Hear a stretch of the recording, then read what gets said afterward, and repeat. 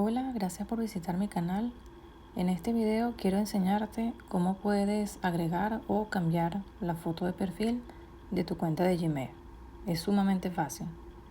Recuerda que si eres nuevo en mi canal, te invito a que te suscribas y que me dejes un like si al final de ver este video resulta ser de utilidad para ti. Nos vamos a ir a nuestra cuenta de Gmail, la vamos a abrir y una vez que estemos aquí, nos vamos a ir a la parte superior derecha y vamos a presionar sobre nuestra foto de perfil. Luego que se abra esta ventana, vamos a presionar donde dice administrar tu cuenta de Google. Y una vez que estés aquí, vas a presionar la segunda opción que dice información personal. Y luego en la parte de abajo, donde dice foto de perfil, vamos a presionar para agregar o cambiar la foto de perfil. Se nos va a abrir esta ventana. Lo que debemos hacer es presionar en la parte de abajo donde dice agrega una foto de perfil. Y aquí vamos a tener dos opciones.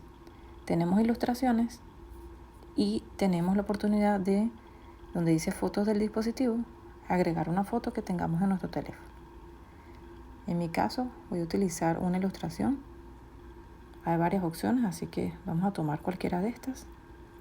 Por ejemplo, esta de aquí. Y en la parte de abajo vamos a tener ajustes predeterminados. Vamos a poder cambiar esta imagen, cambiarle el color. Abajo también tenemos la opción de poner otros colores y de recortar y rotar.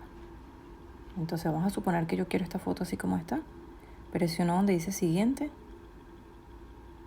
Y luego abajo dice guardar como foto de perfil. Presionamos allá abajo. Guardando la foto de perfil. Esperamos unos segundos. Y listo. Ya nuestra foto se habrá actualizado. Es así de fácil.